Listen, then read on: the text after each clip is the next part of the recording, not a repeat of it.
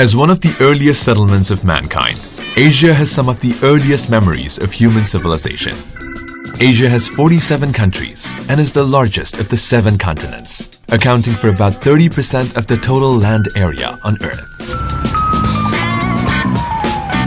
It is also the most populous continent, housing approximately 60% of the world's total population. However, Asia is more than just a geographical concept. It is also the birthplace of the world's 3 major religions: Christianity, Buddhism, and Islam. Multicultural coexistence has created the diversity of Asian civilizations, and the integration of values, ethics, and the philosophies of life has created a cultural link for dialogue among Asian civilizations. The 5 young scholars featured today all live in Beijing and are all from different countries in Asia. They will share with us their understanding of Asian civilizations. Lasantha Chintaka Senanaike is from Sri Lanka. He has a degree in science and now is doing his MBA at Peking University. He regards China as his second home and aims to be involved with projects between Sri Lanka and China in the future. Syed Ahmed Sadat received a bachelor's degree in finance from India. Upon graduation, he went back to his home country, Afghanistan, and worked at New Kabul Bank for almost a year before coming to Beijing to get a master's degree at the University of Science and Technology. Jae Young Lee is from South Korea and was born and raised in Seoul. He is now a third-year undergraduate student at Peking University, majoring in world history with a specific focus on Greek and Roman history. He speaks fluent Korean, English, and Chinese, and enjoys learning both modern and classical languages. Aychan Kaipova is from Kyrgyzstan and is fluent in 4 languages: Kyrgyz, Russian, Turkish, and English. Her academic interests lie in international trade and international cooperation, and that is why she chose to get her master's degree in international trade in Beijing. And my name is Suprajit Joshi. I'm from Nepal and I'm a Newar by ethnicity. I'm currently pursuing my master's in China studies at the Yenching Academy of Peking University in beautiful Beijing. So how do international scholars in Beijing feel about their Asian identity? Let us find out now. Hey guys, and welcome to this special roundtable discussion of Let's Talk About Asia, live stream here on CGTN. We're coming to you on the occasion of the Conference on the Dialogue of the Asian Civilizations, which is about to kick off tomorrow on Wednesday here in the capital in Beijing. And we're also coming to you live from the beautiful campus of Yenching Academy here at Peking University with our guest today. We have Supril from Nepal. Hi. Sayed from Afghanistan. Hello. Lasantha from Sri Lanka. Jae Young from South Korea. And I'm Aychan from Kyrgyzstan. Welcome to all of you. Hi. It's the first time. It's my first time being on this beautiful campus. It's my first time, talking to my fellow youth as one of the youth myself. All of you are studying here in China, right? You're studying here in China, but all of you, every one of you hail from different countries here in Asia.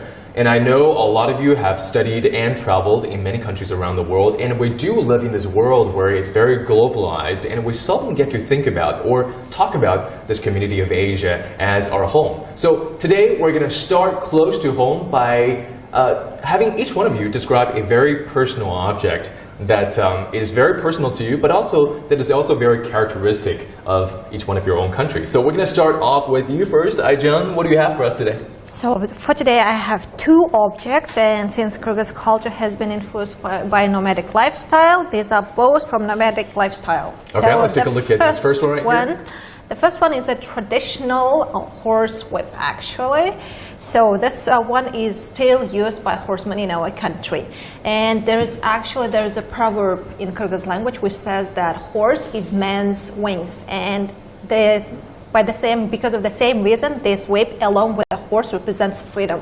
Okay, this is your key to freedom, right? Yes. This is your key to freedom. So hold on to that. Okay. All right, and we also have here. The second one is called bozuy. It's a traditional Kyrgyz tent, and in the past it was used both in winter and in summer. However, nowadays it is used only in summer. And the whole design is about being portable and flexible because nomads used to change their place of living a lot. So, and it represents for me, it represents culture of a family, horse, something that does not change, something that is constant. So that's why I had trouble actually choosing between these two, because I was supposed to bring only one object.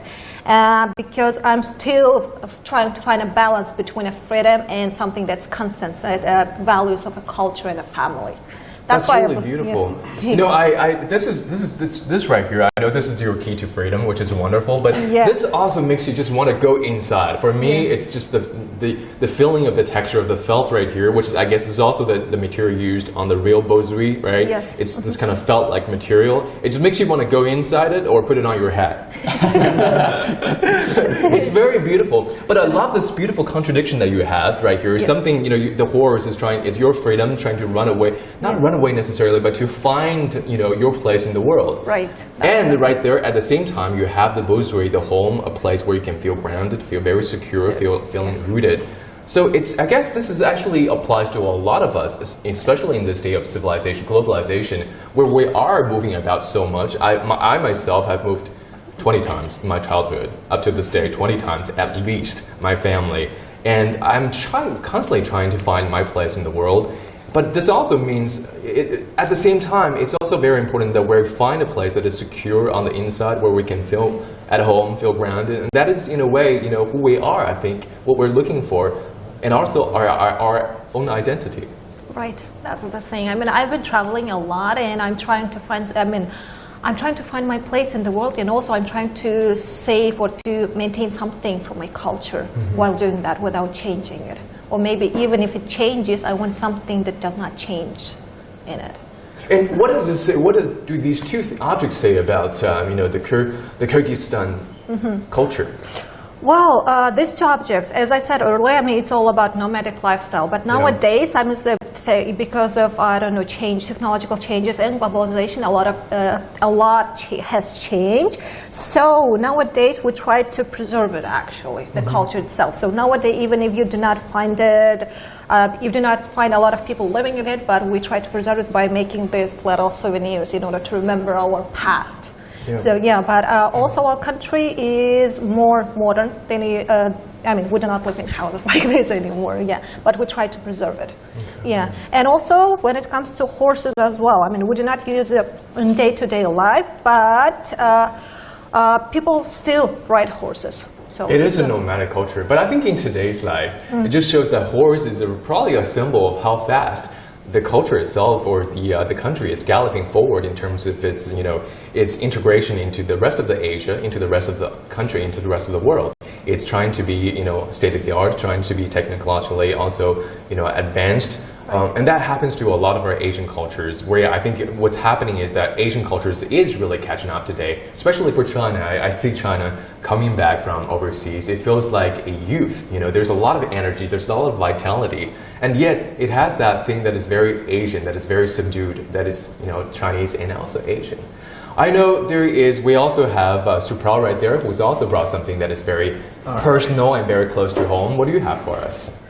So when you think of Nepal, you usually tend to think of mountains, but we have a lot more than mountains to offer. We have a lot of diversity, both in terms of topography. So in the south we have plains, up in the north we have mountains, and we have diversity when it comes to people as well. We have 125 ethnic groups, so it's very hard to pick one object to represent Nepal. But I brought something that is close to me, something from my community. So I'm a member of the indigenous peoples of the Kathmandu Valley, called the Newas, and this is a modern-day photo frame.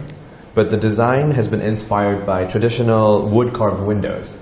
So in a lot of old buildings in Kathmandu, you will see these windows of this style. So wood-carved, hand-carved windows. So this is a photo frame that has been inspired by that design. And inside I've placed a picture of a building that is very dear to me, but unfortunately no longer stands. This building is called Marusata, or Kashtamandap. Most people would think this is a temple, but it's not actually.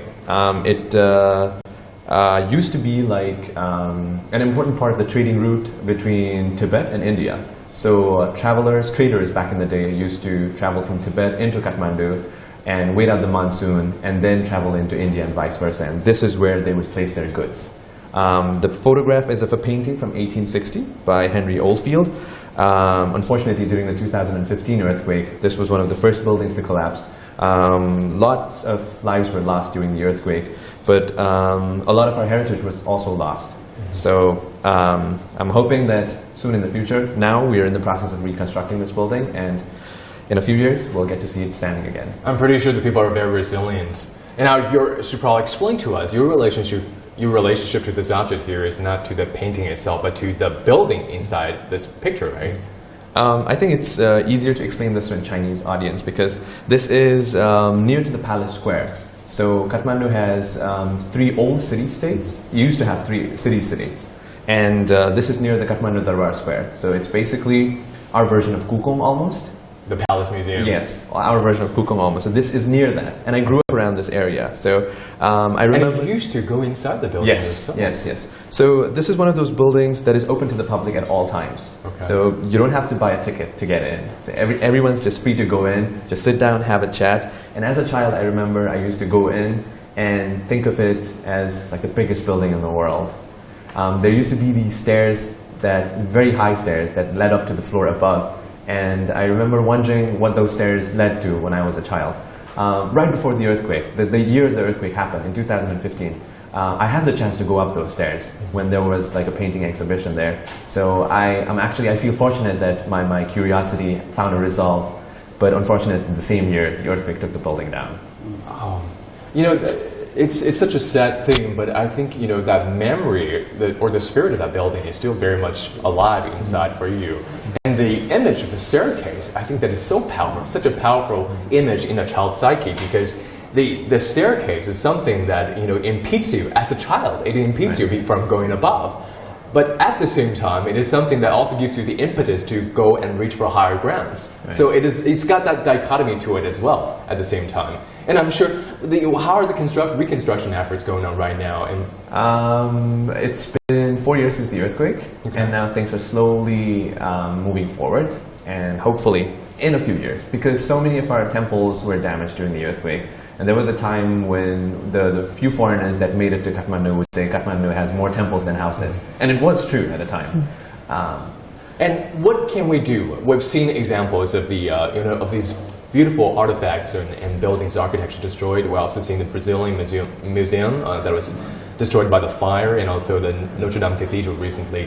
What can we do as individuals or as cultures to help preserve these precious treasures and artifacts? I feel like we need to recognize that buildings represent more than just dwellings. For me, I think these heritages represent my identity and are a very important part of my identity. So as young people, I think what I can do right now is to give this heritage a recognition, because we're a small country, not known much around the world, and I think I try to talk more about where I am from. And fortunately, people tend to take an interest in me because they've not heard much about Nepal. And I think it's wonderful that you are bringing this picture, you know, you're building here, you're literally bringing the building here inside of this frame. I kind of think of these, it's kind of like the ancillary products in film and television. You have, you know, Star Trek, and then you have the starship, right? You know, the toys, or the Iron Man, the toys of the Iron Man, the figurines. And these ancillary products really help the culture of whatever you're describing itself survive in the long run. People become more accustomed to or more familiar with the items around it than the objects itself. And as we've seen, things come and go in our lives. They can get destroyed or burned down. But the ancillary products, maybe through pictures or through the representation, the likeliness of these buildings, that they actually get survive in time. And I know there is another way of talking about your culture, which is by wearing it, right? Exactly. Yeah. Actually, that Afghanistan, we know about the war or all those things, but there are the good things about Afghanistan. Like still, it's unseen. It's called Unseen Afghanistan, and we have a history of 5,000 years. So the special thing, I got it's a kind of clothes. Afghani clothes. It looks like this. It's very loose, and I like it's very simple, but it's got to be very cooling. Actually, the thing is, it comes with a lot of designing and colors of different styles. And the good thing is, nowadays, it's upgrading day by day. and you can wear that in special places or in special events. And the thing is, it's called shalwar, or we call this, it's kameez. Kameez, and that's the other thing is that it's very Kameez. big. Now that sounds like kameez. That sounds like chemise in French. Does it have anything to do with a French word? Is it something that was borrowed along the way? I don't think so, but No? the original word in my country for this is perahan. Okay. Yeah, this is called perahan, and this one, what I have is a kind of. That's a big waist. Yeah. But you know, like here you have to tie it as a kind of like here what you have for it. Okay. So you can tie it. It's very big and you can feel very relaxed. It makes you feel very relaxed. Exactly. And that's, you talked about how you really love wearing these clothes, and so do a lot of Afghans from around the world. They wear them on Fridays, right? Exactly.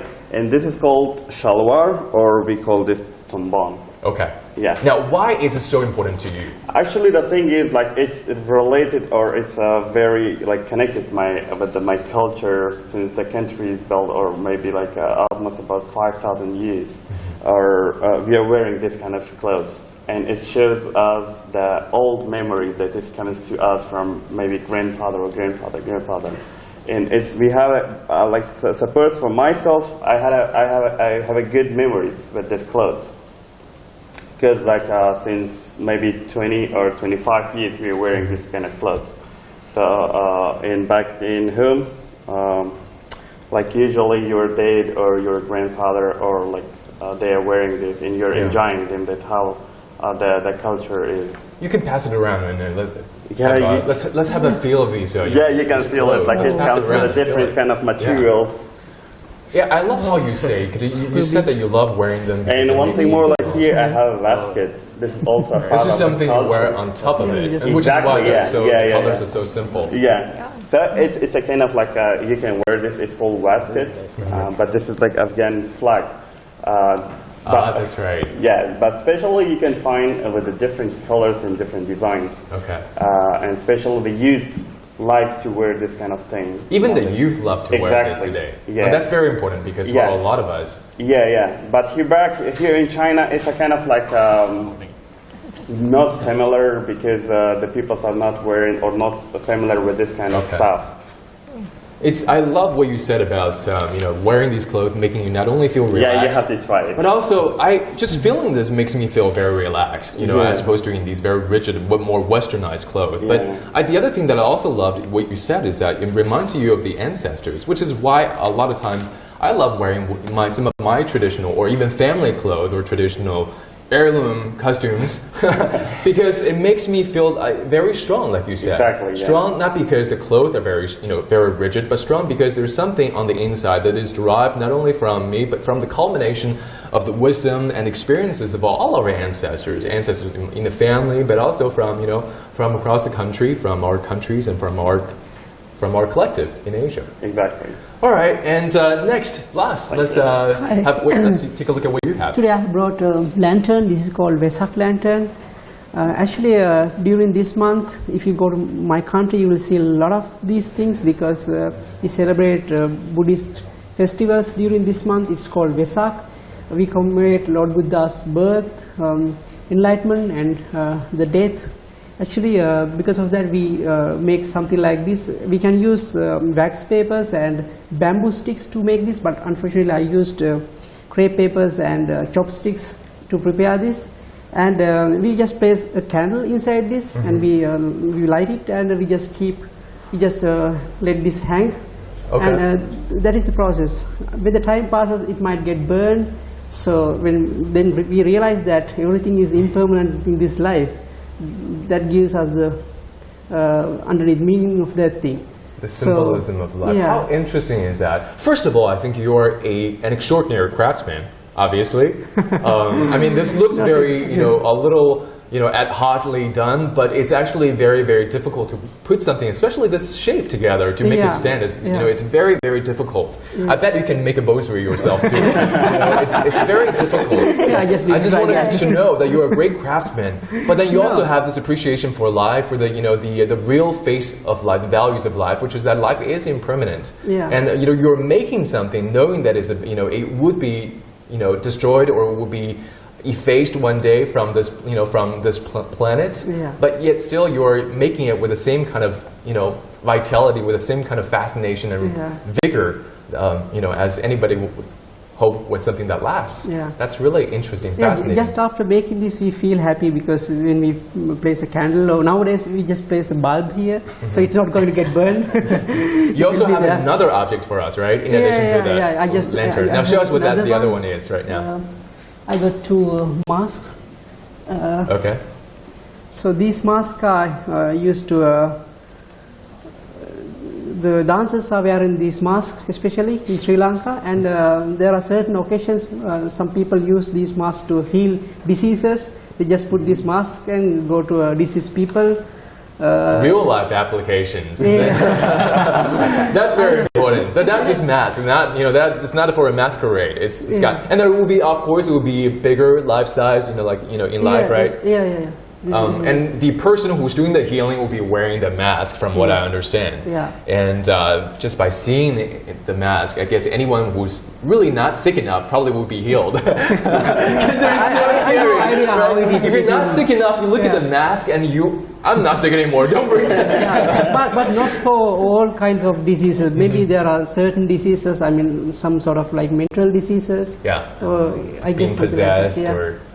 So that's the story behind of this. And even dancers are using this. If you go to, there's an area called Kandy in Sri Lanka. If you go there, there's a procession in every year in August. So they just mask these things. And they just have a lot of dancing activities there. That's wonderful. All right. And I've also got something. I brought people something that is also painted. And it also reminds me of the impermanence of life. It's a painting that was done by my grandfather. I painted about 10 years ago, and since then he has passed away. And I'll show you guys right here. So it's this painting right here. It's very heavy, and it reminds me of my family heritage, the heaviness of this painting right here. So it's a painting called Wild Geese Flying South. And geese, obviously, in Chinese cultures, they are very auspicious because they're very family-oriented, and they always fly in packs, in flocks, in pairs, and family values are very important in China. But the reason why I think I chose this painting is because it's very simplistic. I love the simplicity of this painting, and the use of blank space, which is also very traditionally Chinese. And I think the first thing, the blank space, first of all, it leaves out a lot of room for contemplation, and also invites the viewer to think about, to fill in the rest of the picture with his or her imaginations and experiences. But one thing that people will probably notice are these patches of orange on this painting in the center, and they're kind of done in these really abrupt brush strokes to depict the autumn leaves, falling, emotion blown by the wind. And I think, so why is this so Chinese? I think because, first of all, the brushworks, they're very, squarish and abrupt. And they kind of remind people of Western oil painting or ink painting. I don't know if you guys noticed that. And that is actually very Chinese for me, because to me, China has always been changing all the time, and always in dialogue with other civilizations. And my grandpa was actually, in his early days of training, he was influenced by Western painting. He learned Western painting, and so even for something that is very traditionally Chinese, such as this one right here, it is also, it shows that China is always in flux with cultures around Asia. And then last thing but not least, I want to say I appreciate this painting because there is an appreciation for subtlety and implicity in Chinese culture. And that is, as you can see, the painting is called Wild Geese Flying South, right? But you don't see the geese. It's so little in the background right here. And the central object is actually the tree right here. So what is being foregrounded here is not the geese, but the spirit of the geese flying south in this painting right here. So there we go. And now Jae Young, our friend from South Korea right here, also brought something that is very similar to what I have right here, right? And it's even better so you've done it yourself. Yes, I did it myself. Okay, so what do we have? it's a very embarrassing piece because I only finished it for like 30 minutes or an hour. But I have a piece of Korean characters. I won't call it calligraphy because it's not a professional one. But it says Asian civilization because we were going to talk about the Asian civilization today. Yeah. The Korean characters were invented by King Sejong in 1443, and it was distributed to the public in 1446. And ever since, we have our own writing system, which is not following the rules of the Chinese characters. Before we used to use the Chinese characters to record our language, but from then on, like we have our own system of writing.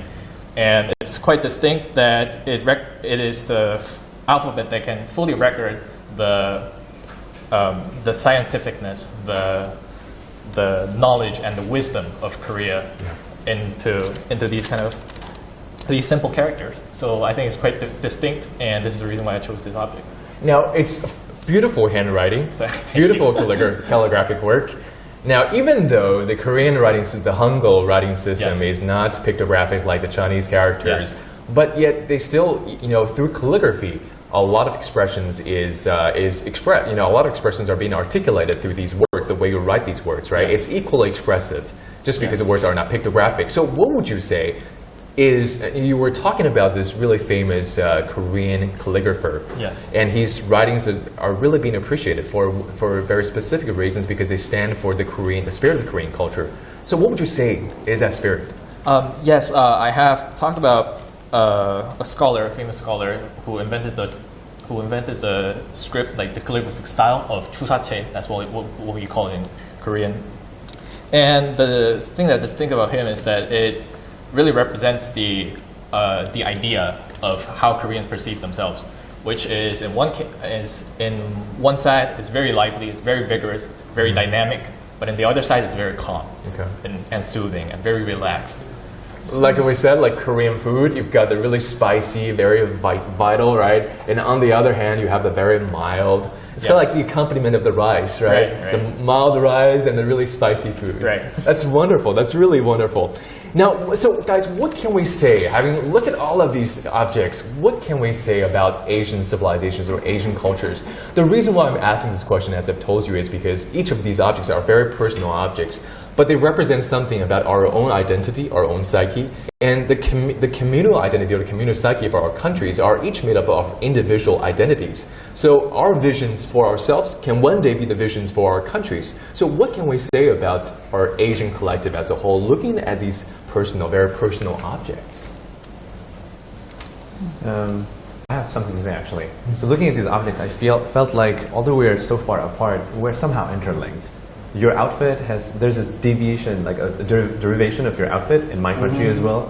And masks like this exist in my culture as well. Wow. So it's like we're so far apart. That is absolutely true. We have, in Chinese culture, I don't know about other ones, we have the Peking opera mask, which is also very expressive and very known for. And we also have these special masks. They're called from the Senxing civilization about 5,000 to 3,000 years ago. And they are nowhere close to any likeliness of any of the Chinese ethnic groups, but they are extremely well known because they are from this very, very peculiar civilization in China from a long time ago. What about you guys? Actually, even I think the same what Supra thinks, because though we are apart as country-wise, we have some similarities. Even within my country, we have some sort of carvings like this. And we have relaxed clothes like what he has, and we have paintings, and we have some sort of thing like what he has drawn here, and we have some objects like what she has brought here. So we have similarities with the other cultures, I guess. And what I understood is everybody of us have great history. That's why we have objects like this. If our history is not that much longer, then we don't have something like this. So I feel great about this part of the It's world. something that we all share. There's a lot of conversions and overlap in all of the cultures.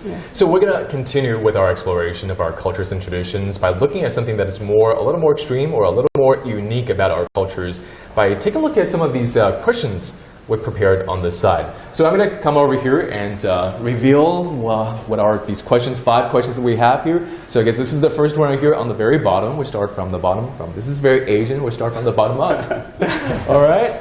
Here we go. This one right here. It says, does this song, it's also on our TV screen right here too. It says, the song broke all past view records on YouTube. Which Asian country is it from? Sri Lanka. Maybe Afghanistan. First of all, what song is it? Which song can this possibly be? It's right there on the screen. It's Gangnam Style. It's Psy from Gangnam Style. All right, Guys, come on, it's easy. yeah, let's have Jae Young remind us of a few vibes from the song. Well, like the most well-known part is like Oppa Gangnam Style, and then you do like the horseback ride, this dancing. Like it begins with 낮에는 따사로운 인간적인 Aren't you clapping? 여유라는 품격 있는 여자 밤이 오면 심장이 뜨거워지는 여자 그런 반전 있는 여자. Yeah, it goes like that one. You are the first person who actually that I know of who actually know the lyrics to the song. All right. So Gangnam Style obviously is very popular. Yeah. But also we have Korean K-pop, other Korean K-pop music, and also Korean TV drama. That's also very popular. Last year we were talking about how the TV dramas are very popular in Sri Lanka, right? People, and no doubt here in China. Why is Korean culture, pop culture, so popular and able to to be disseminated around the world? Well, I think the characteristic of the Korean K-pop culture, not only K-pop, but like the Korean culture generally speaking in the contemporary age, is I think their very definition is that it can generate itself. So we have we have an industry which can generate itself in terms of like there are a lot of generations going on and on, but they still keep developing. So like people in my age, when we talk about K-pop, we first reminisce of like TVSQ, Wonder Girls, Girls' Generation, or like people who are active on the late 2000s. But like it has been more or less like 10 or 15 years since then. But we still have a lot of new groups, new songs, or new styles, or like new ways. BTS, who just played BTS, of course. Billboard Music Awards not too long. Yes, recently. I heard that they broke the top 100. They ranked the first in the top 100, Billboard top 100. Oh, it's incredible how popular they are now in the U.S. Yeah, right. And actually, I'm personally feeling that K-pop is the thing right now because like just like 5 or 6 years ago, when I introduced myself as a Korean, the first reaction I get from foreigners was that, oh, I have tasted the kimchi, or I have like had some Korean dishes before, or I've been to some like Korean popular tourist destinations like Jeju Island. Yeah. But like nowadays, people from all around the world, I mean like literally all around the world, as if like I'm saying people from Egypt, from India, from Italy, from Germany, and even some people from like South America, all of a sudden they start talking about K-pop when I first introduced myself as a Korean. So I think it's becoming real. It's becoming a global phenomenon, and well, I hope it continues. And that is great that culture is recognized not only through its food and through its geographic locations, tourist attractions, but also through its own culture. That is the spirit, right? The spirit of a culture, the song and the music, and there's a lot to be said about that because what generates that kind of music and the dance is, you said, generations of people working very hard to maintain. It's something that you see. It's very appealing, and yet at the same time, there's a lot of thought and there's a lot of effort that is culturally motivated behind that. Did you want to add something to that? Yeah, actually, I mean, the reason you were talking why it is so popular, why it is so global, in my opinion, it's something, they do represent their culture, but why they are global and why they are famous, because they talk, for example, BTS, they sing about something common to all people in all countries. Well, my little sisters, they are huge fans of BTS, and I remember I looked up the translation of the words actually. So they are talking about the struggles of teenagers. I think it was the first songs, the first one of the first songs. For example, the struggle. I mean, was who would they want to become? I mean, was what path they will choose when it comes to their career and so on. And they are talking about something common for all people in all countries, and they say it. They sing it in a way which also represents their culture. I guess that is the reason why they are so global, why they are so famous. Like globally famous. Yeah, you know. It's true. Now, for teenagers and also for us at our age, right? We're thinking about who are we now? Being we're youth. We're no longer teenagers, but who are we and what can we do? What do we? Who are we in terms of where we come from, our countries, our ethnicities, right? We're thinking about more in terms of the global picture of who we are. Now we're going to go to the second question. Maybe that's going to help us figure out who we are. All right, let's see. We have second question right here. In which country in Asia do men still wear skirt-like costumes? That's probably not too hard. I can think of a few just off the top of my head. Afghanistan. Maybe India. India is one, I think so. Yeah, with the. India is one. The picture looks very South Asian. That's. Yeah. All right, now last maybe you wanna. Yeah, that's the Sri Lankan costume. Actually, that's not something like a skirt, but if you get a skirt, it's like V-shaped, right? But here the size at the waist level and the bottom is the same, but you can wrap it around the waist. So this is our national cloth. The top part is like long sleeve shirt with half collar. Bottom part we call like sarong, something like which is common in South Asia, I guess in Nepal or India, you guys have that. Some part of Pakistan. Yeah. And also in very common, actually. Cambodia, I think it's called, in Myanmar, it's called lungis, right? In some countries in Southeast something Asia. like that. Yeah, it's very, it's also remind me of the clothing that you brought. So yeah, it's kind of similar. It's just it's very similar, relaxed. but I think even in China, we don't have men don't have these skirt-like costumes. Yeah. But in Vietnam, for instance, they wear these very baggy pants like those ones right here. Yeah. And I know in Japan, because it's very traditional for people to wear these for men to wear these baggy pants. For one, it's very, very flexible. You can move freely in them. But also, I think in cooler climates, we don't need the skirt anymore. I think it's because it's very hot. That's true. Have the skirt. Yeah. But they also, at the same time, these long and baggy pants also give you a lot of freedom, a sense of freedom, and it's very comfortable. Yeah. Great. So that's something we share. But also, this is something that do people wear these every day in life? Do young people? Nowadays, you don't see that very often because people are using pants and shirts or t-shirts. But if there are special occasion, people use this sort of cloth. I mean, our national cloth. So it's not in common use nowadays.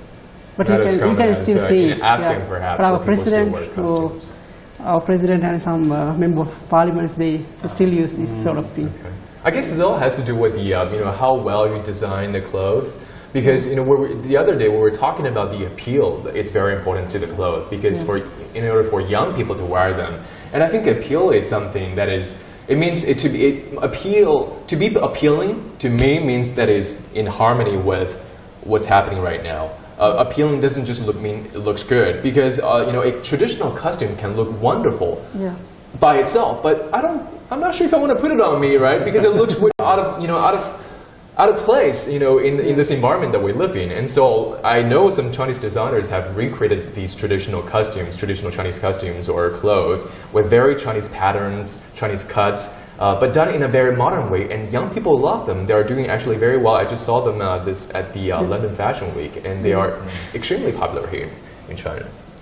Yeah, of course. I mean, in our country, yes. I mean, as you said, our traditional clothes are very beautiful, but we cannot wear it in day-to-day life. I mean, it's like, really, you will, I don't know, you will look at a violet sheep among white. You do not want to be that visible to everyone. So nowadays we have clothes that are, as you said, appealing to young people because it does not look totally like traditional clothes. It has some features from traditional clothes. So it can be some, I don't know, some sewing technique from it, or it can be the materials. I mean, the materials you like, or also it can be some ornaments taken from the traditional clothes.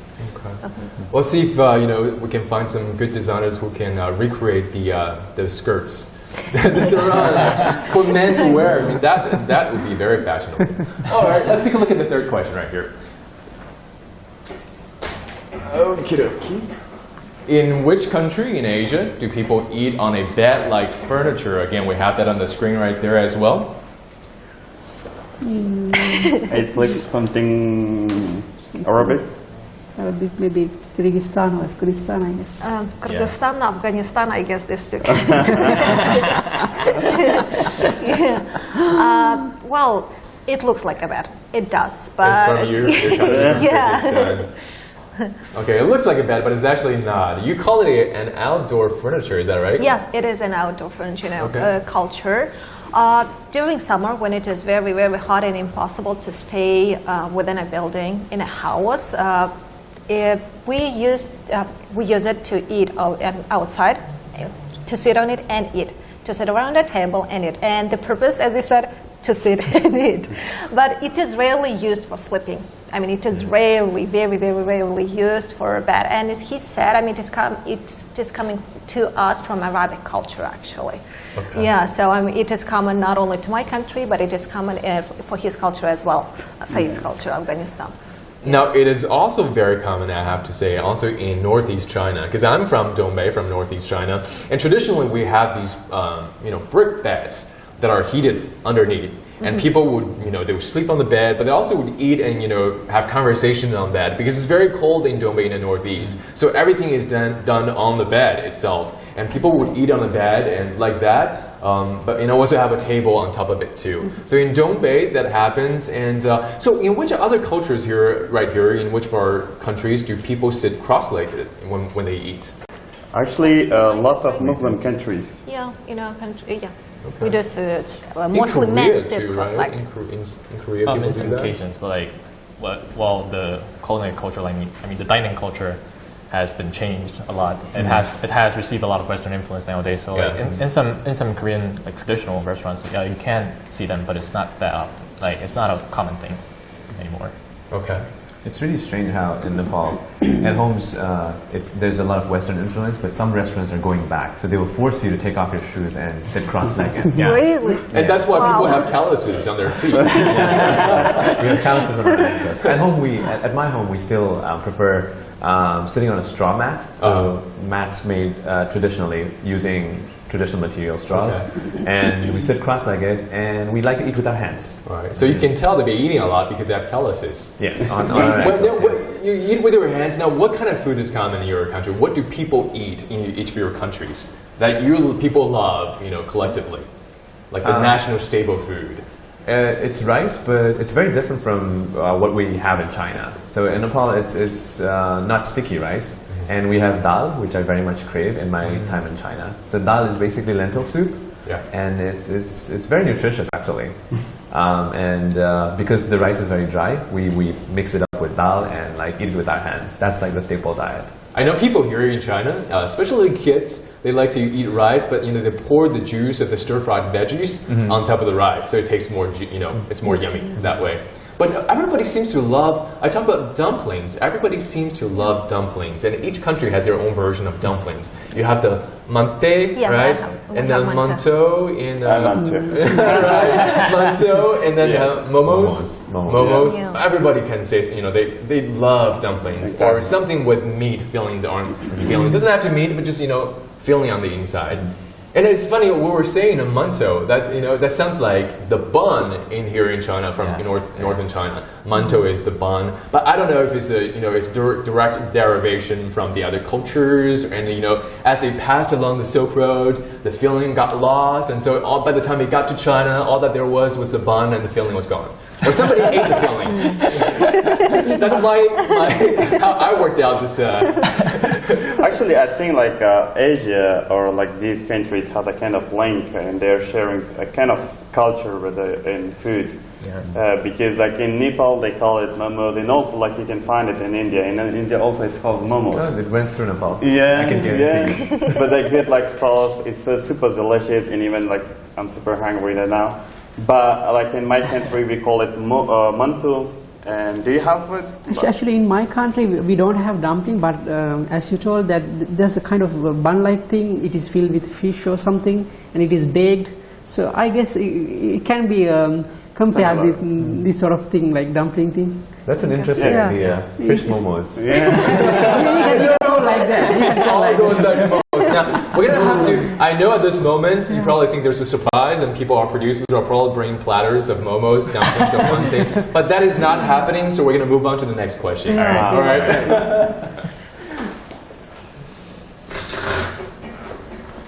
All right, which country's national flag is not rectangular? It should be Nepal. Yeah, it's Nepal. Nepal. It is Nepal. It is, all right. It's an easy question. We can see the Last flag. guess. We see the flag, right? We can see the flag. So, Lars, take it away. Why is it not? No, sorry, not Lars. We have Lars is staring at the flag. I got a friend. He's staring at the flag. I don't know. Take it away. Tell us why it's not rectangular. So the flag originally had religious connotations, and it was repurposed by a king who went on a conquest to unify Nepal. So basically, Nepal's answer to Qin Shi Huang, I would say. So a flag, something like this, but not exactly the same thing. Similar shaped flag would still be seen in some old temples in Nepal. And it has evolved since it was first used. Now it has 3 colors, the crimson red, which is the national color of Nepal, and there's a blue border, and the sun and the moon. So initially it had religious connotations, but now the meanings have been given different interpretations. So the idea is like, as long as the sun and the moon stay in the sky, so will Nepalese. We see this overlap between the secular and the religious. So we know the religion obviously plays a very big part in the country, right? In the country's everyday life. Yeah, we used to be the only Hindu country in the world, but we've been secular now. And I think it is a good move, because Nepal has a lot of diversity, and secularism is the way to go, because we want to feel like everybody can own that national identity of being a Nepali. And the majority religion, of course, is Hinduism in Hinduism, Nepal, right? And you'll see a lot of influences of Hinduism. Like, religion is such an important part of our life. Our day begins with religion. Like, my parents would go to the temple every single day, and we begin our day with prayers or puja. Like, I can't translate that into English. I think there isn't an English equivalent. Just ceremonies, religion, Yes. ceremonies, yeah. Religious ceremonies are a very important part of, like, not just everyday life, but as life processes, religion plays such an important part. Like, when you're born, the first thing, you name a child at the temple, and for 6 months the child is breastfed, and there's a rice feeding ceremony, so that is also done at the temple. And as the child grows up, there are other ceremonies that they have to go through. Marriages take place at temples. When the dead are cremated, that's done in temple premises. So religion is a very important part of our life in Nepal. That's very interesting, and I know a lot of our Asian countries, because some of the biggest religions were born into Asia, right?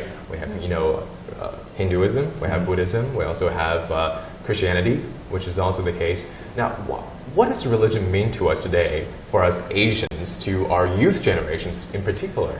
What does religion mean to us today? In your countries, how widely are religions being practiced or being appreciated? Actually, my country, the majority of people are like Buddhists, and we have Christians, we have Hindu people, and we have Islam people, people with Islam religion.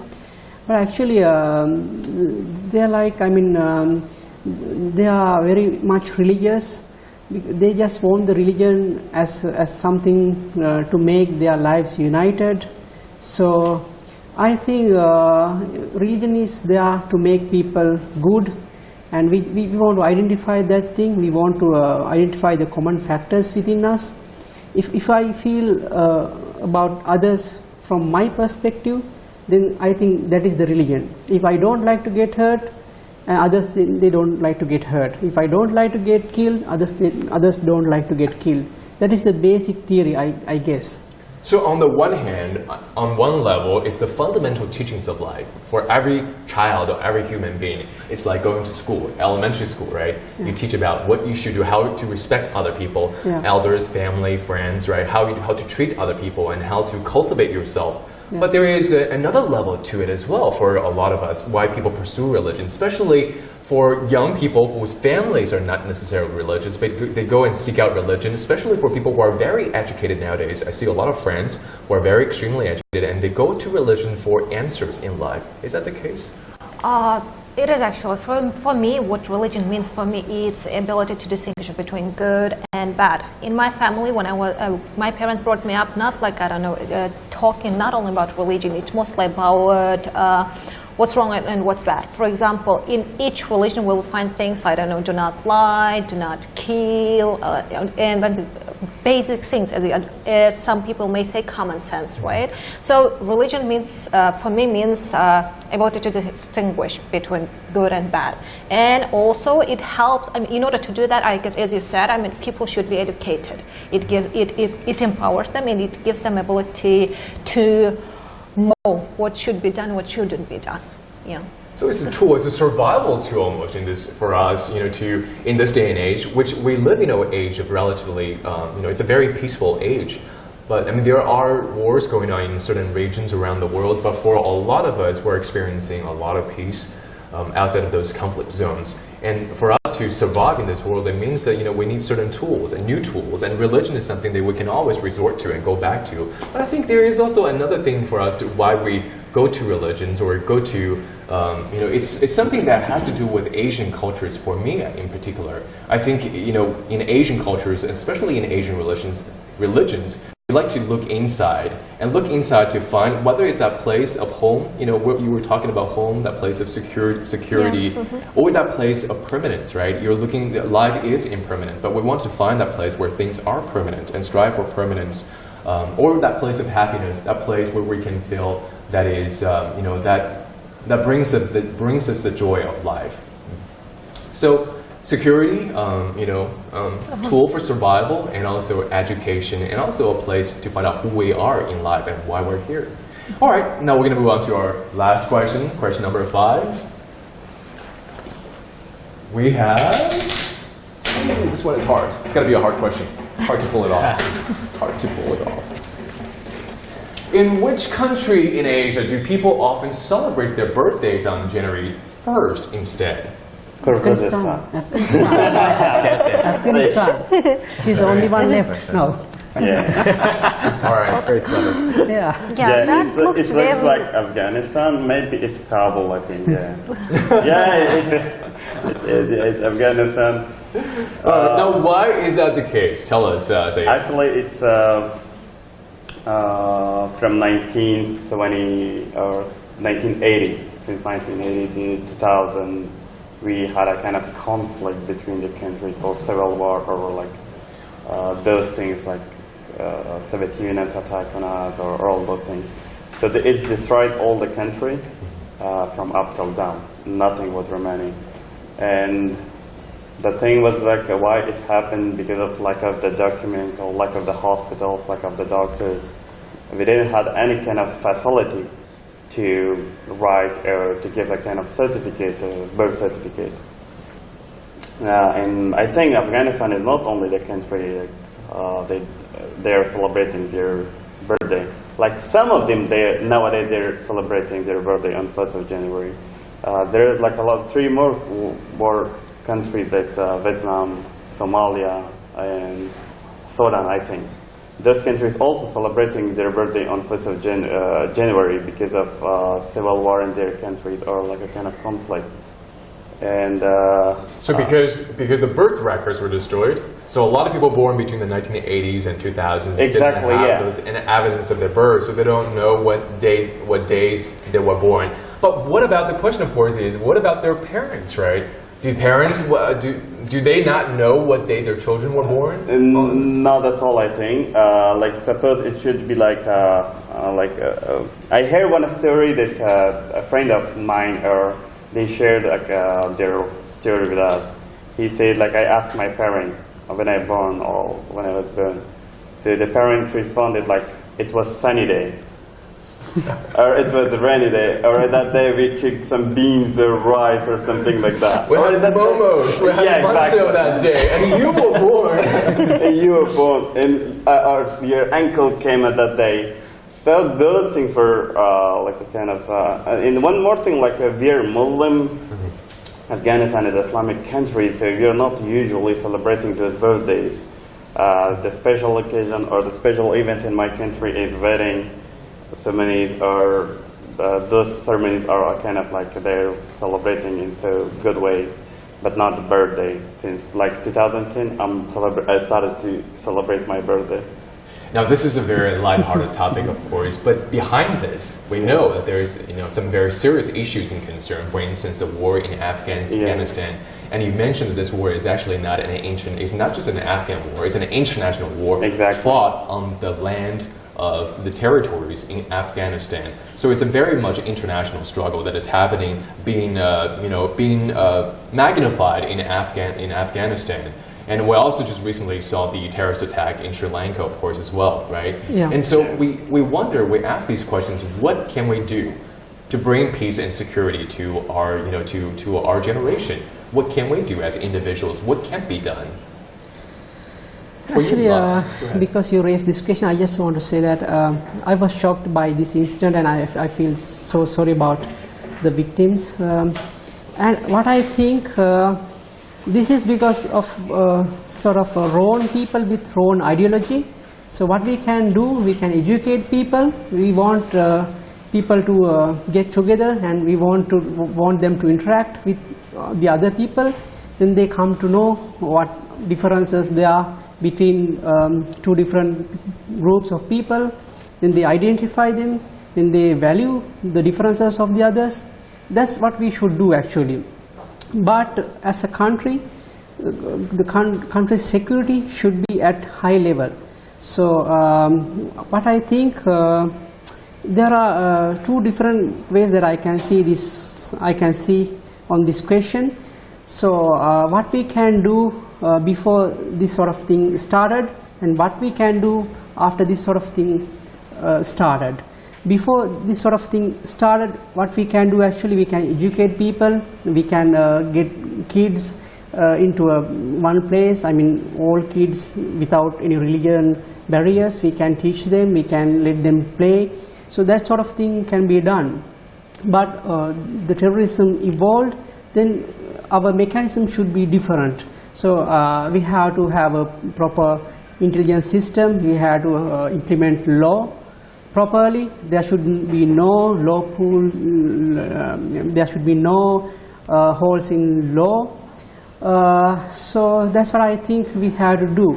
We have to address these issues into the minds of each and every individual. It's not the responsibility of the government or the terrorists. It's the responsibility of every one of us. Each and every one of us. We're all responsible. It's not just the government who is responsible for implementing, for mise en place these laws, these rules, educating people. I think education, first of all, that education, when it boils down to us, it means caring about each other, caring about each and one of your friends, family, because a terrorist or somebody who was committing these atrocities could be your friend or a person, a neighbor next door that you know of. So because of that impersonal touch, that could make a huge difference. And I know this sounds really, very gratuitous that, we're implementing better education, mise en place better education in the school system, also in the society for, for the whole, for all people. That's very important because that is not happening in a lot of the countries here in Asia. What about for you? Actually, the special back in my country, the problem is. Let me first explain about tourists and tourism. Actually, tourists or tourism, it doesn't have any religion or language or a country or something. Tourists is back in my country, we are facing this problem a lot. Every day, maybe around the border of the country, we are facing this thing. In Afghanistan, the war is not only Afghan war. Even Afghan is not involved in that war. The war is comes from other countries, and they from we have about NATO countries in Afghanistan. Yeah, but still we don't have a peace since 2000. It's been almost 19 years because Afghanistan is nowadays is a land of war to anyone. If anyone is hearing about Afghanistan, so it means Afghanistan is this right country, or it's a war, or it's about the Taliban, or ISIS something. But no, Afghanistan is not that country. Afghanistan has a good places. So I think nowadays the security condition is good. All right. Yeah. There's a lot to talk about. Exactly. on the issues of security and peace, and there's a lot to talk about in terms of our Asian cultures. We're coming to the end of our show today, but we are going to wrap up with a few trivia questions just to test out our knowledge about each of our countries, all right? All right. So, now, but before that happens, we have a few gifts for each and every one of you that will also be used for our trivia. So let's bring it on. Wow. Whoa. All right. Thank you so much. Set of pens. Oh, thank you very much. It's fascinating. Wow, I it's like great. it. That's also very Got my Asian, flag. I want to point out.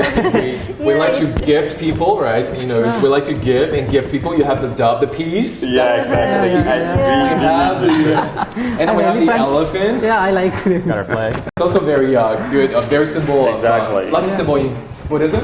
Yeah. All right, now we have the questions right here on our board. It's a little hard to see, so I'll read it out for you guys. So the first question is, what is the percentage of Asia's land area on Earth? There are how many out of every 10 people in the world who live in Asia? Question 1 is 20% and 5 people. B, 30% 6 people. C, 25% 5 people. And D, 35% 7 people. I think I'm going to be. B, all right. And what about for you? I'm not B, and the last. Which one are you going to take? I'm going to take maybe D. D, oh, you are the only one out. D is 35%. So you think there are more people in Asia than most of our friends right here. Okay, and the answer is B. B, all right. It's 30%. The 30% out of on Earth, and then there are 6 out of every 10 people in the world who live in Asia. It's a lot of people. It's a smaller land mass, 1/3 of the world's land mass, but there are 6 people. That's a lot. It's over, over half of the people live in Asia. Yeah. We're a very populous, people. All right, and I just also want to point out, because we sent out this quiz online, and our viewers have responded by saying 50% of the people live on, Asia represent 56% of the land mass, which is that true? No, 56%.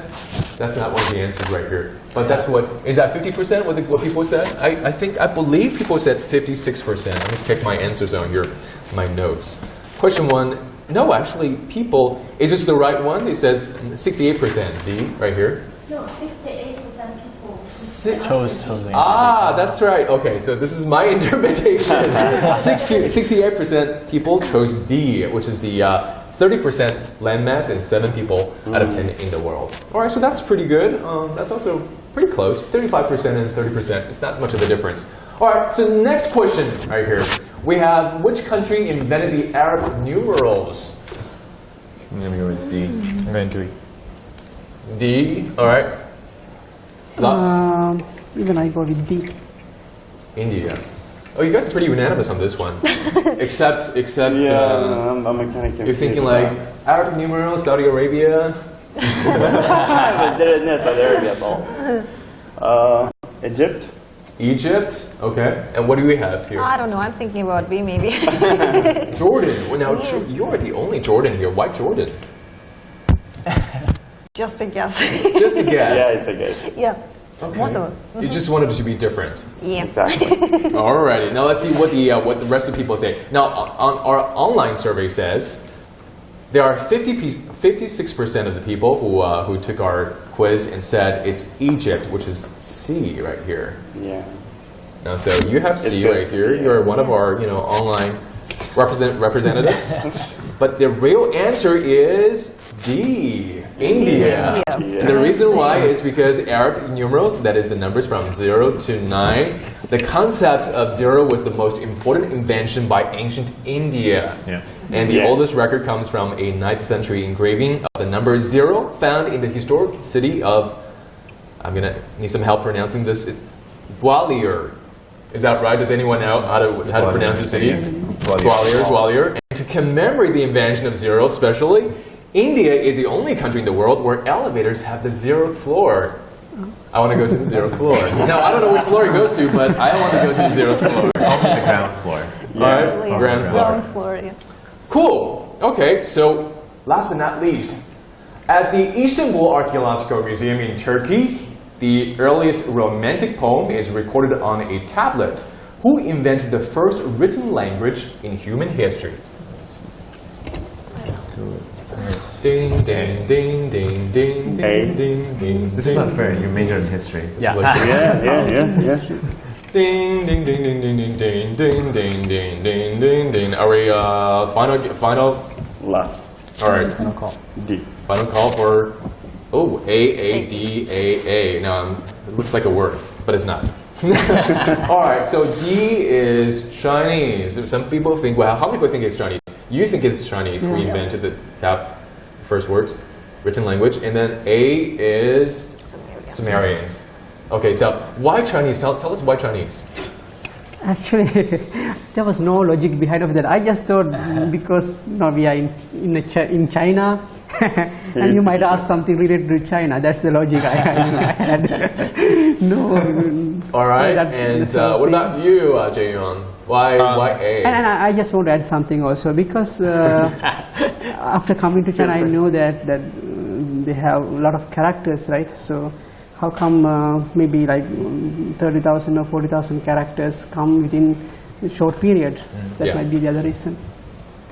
Okay, Jae-yong? The Sumerian written language is dated in like BC 3400 to like BC 3000, about that age. Okay. And it was written in cuneiform script, and which was like latter substituted by the Akkadian language, which is another successor of the civilization in the Mesopotamian area. Good. And I'm quite sure if it's because, well, I major in history. I think the question is not fair. With you. It's not fair then. Yeah, I think the question is not fair. But I'm quite sure it should be the Sumerians. Okay, cool. And now did you want to change that to Sumerians? I go with D. That's good. No, I think you guys all hit the jackpot because the answer is, of course, as you can imagine, it's A, Sumerians. But that's because the Sumerians invented the earliest writing system cuneiform, and it lasted for about 3,000 years before becoming extinct. And in the meantime, though, however, Chinese characters developed and now has a history of 5,000 years and the longest continuous usage in human civilization. So you were also right in a way. Part of the answer is Chinese to that. Sumerians and then Chinese. Sumerians started off, and then Chinese is still very much in usage right now, the longest in human history. So congratulations to all of you. All right. Thank you. Now, we've seen. What can we take away from from this conversation today, from this little get together of Asian countries? That we need to have more conversations like this. Yeah, of course. More quizzes and more fans. Actually, what I understood at the end of this program, now we are friends, so we came to know about many more things about the other cultures, and we came to know what similarities we have, what differences we have, and it's a good approach to be a group like this, to be friendly, I guess, something like that. Yeah, I think we can still be very individual about our culture, be very proud of our culture, be very proud of who we are. And at the same time, we can share a lot of things because we share the term Asia. We share the notion of Asia. And we want to discover more about Asia by ourselves, not by the Westerners or not by some other influences, but also in discovering like who we are as Asians. I think these kind of dialogues are very effective, and I think it should carry on. All right, for you. What I think, so our cultures, it's what makes us unique actually, but also it's something that connects us because within each culture we can find something that is common to each of us. For example, when we're talking about Afghanistan, I can find something that is common to me and also something that is totally unique to him. So it's something that actually connects us, and also it is something that makes him unique, actually. And for Sayed, did you want to add? Yeah, for sure. For me, it was a good opportunity that I said something about my country. And usually, like, we are talking about Afghanistan, always, like, it comes to our mind more bad things. But, like, it was good. It was an honor that I met you guys. And it's good, like, we can share our thoughts, experience with all Asian countries, with all Asian friends. And we are the same people all the time. Great. Supal? I feel like because Asia is 47 countries, and well, we just found out that 6 people out of 10 people live in Asia. I feel like there's so much more to learn from each other as Asians. Like you said in the beginning of the show, we've never really embraced our Asian identity. We've stuck to our own individual identities as citizens of our country. But there is so much more to learn, and when we embrace our differences and are respectful towards each other, I think there's a lot more that we need to know about each other and develop a collective Asian identity. It's interesting how close we are as neighbors, as families. But yet it's so seldom do we talk to each other this close in this kind of type of situation. So it's very good that we have a dialogue with each other. And also, from this dialogue, we've seen that civilizations, whether Sumerian civilization or all sorts of civilizations come and go. And we talked about, how life is impermanent. This is something that we are discovering even as youth. But it's also very important for us to know, to strive for what is permanent in life and what is permanent through time. And so, cultures and civilizations are being invented, destroyed, and reinvented again. But that's okay, because it's the spirit of our culture, it's the spirit of our collective that endures, that lives on. So I want to thank all of you guys for joining us on this conversation today. Thank you very much. And we thank all of our viewers, who are watching our live streaming today for joining us as well. Thank you very much, and I'll see you again soon. Bye-bye. Bye.